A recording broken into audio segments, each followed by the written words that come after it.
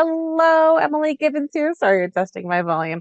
Thanks so much for watching this week's video message. So, once again, I'm here to just remind you, please follow the YouTube channel, subscribe to it so you can find out whenever I have a new video out on the channel. I also have them stored on the video vault on my website, theliteracynest.com, where you'll find lots and lots of different resources there as well. All right, so if this is the first time that you are watching one of my videos, thank you. Welcome. I hope you'll watch a few more and share them. I'm going to talk about spelling errors. So they could be spelling errors, they could be reading errors. We're going to focus a little bit on the spelling error portion of working in the intervention setting and some tips for you. So some things that we'll want to consider when we're actually looking at errors, and we want to really be looking at them very, very carefully.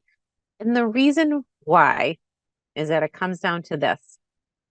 We want to be keenly prescriptive and diagnostic.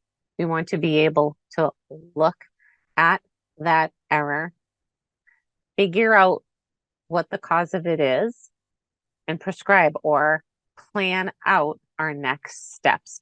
So diagnostic, prescriptive, and back and forth, right? All right, so first of all, we want to consider the type of error. So the error might be having to do with the phonological area. Okay, so there might be a confusion with the sound symbol relationship. There could be an orthographic error. So perhaps if a student, for instance, didn't know to put like double S at the end of the word class, okay, or knowing when to use CH or TCH, those would be examples of orthographic errors. So the really the spelling patterns, what it comes down to. And then the third type of error it could be is morphological. And so, for instance, if you look at a child that might have spelled the word jumped, Jumpt, sure they hear that, but we want them to know that it has the suffix ed, and it also is classified as a past tense verb. When we add ed, it means the person already jumped, right? So that could be an example of a morphological error.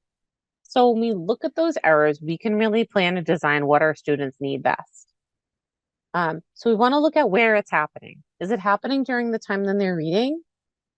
Is it happening perhaps when they're in maybe an informal writing setting? Is it happening during dictation? Okay. And then what we want to do at all times, as much as we possibly can, is offer that immediate corrective feedback. It might also be referred to as error repair. And that means offering them the chance. We're not telling them, no, that's not how it's spelled, but offering them the opportunity to look at a particular word and see if all of their letters are represented correctly. Okay, and thinking about their orthographic patterns and offering them feedback and guiding them along the way to check and make those corrections. Immediate corrective feedback is supporting their metacognition. So we're helping and modeling how they should be looking and checking, and we want them to start to internalize that. One of the best times that we can be really modeling that is during dictation, okay, whether it's word dictation or sentence dictation. What we want to also do is think about our future review. So if, for instance, if the child was spelling the word jumped wrong or incorrectly on their perhaps word or sentence dictation, then our first idea in our head that might pop in is that, okay, I'm going to use the word jumped in the very next time I have a lesson with this child. Certainly having that word jumped practiced again is valuable. But what you would want to consider is finding more words that also have that suffix ed with the sound representation as on there. Okay, that will reinforce and practice that there are a lot of other words in our English language that besides jumped that have ed instead of using the letter T.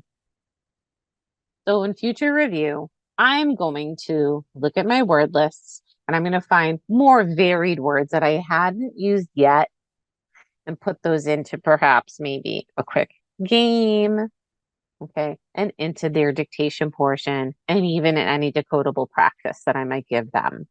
We want to be really careful not to repeat too many of the same words for each lesson. We want to vary that practice so that they're getting just a wider range of practice with the different spelling patterns in there.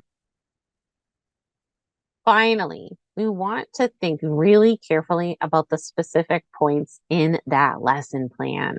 Okay, where can you offer really careful practice based on errors from a previous lesson?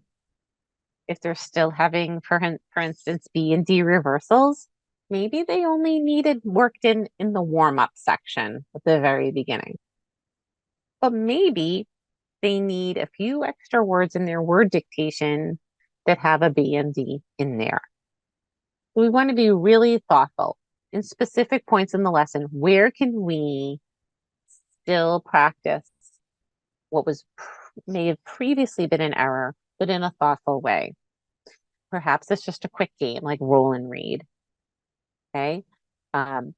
Perhaps it just needs to be brought up again in the word or sentence dictation, but using different words from the ones in the past.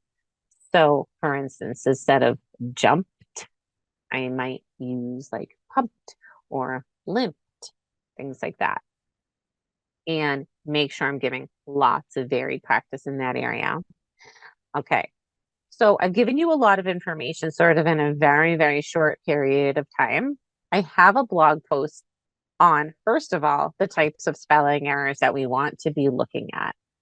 And you can be looking really critically at those types of spelling errors in any writing sample that you've given a child. So I will put the link to that blog post there. Okay. If you are looking for review with spelling, I'll put a link to the reading and spelling generalizations bundle that I have from my store that will reinforce and explicitly teach the different reading and spelling generalizations. So let me know what you think.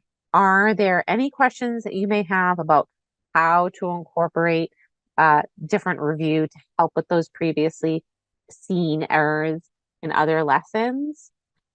Any ideas for immediate corrective feedback? Definitely let me know. So thanks so much. I'll see you next time.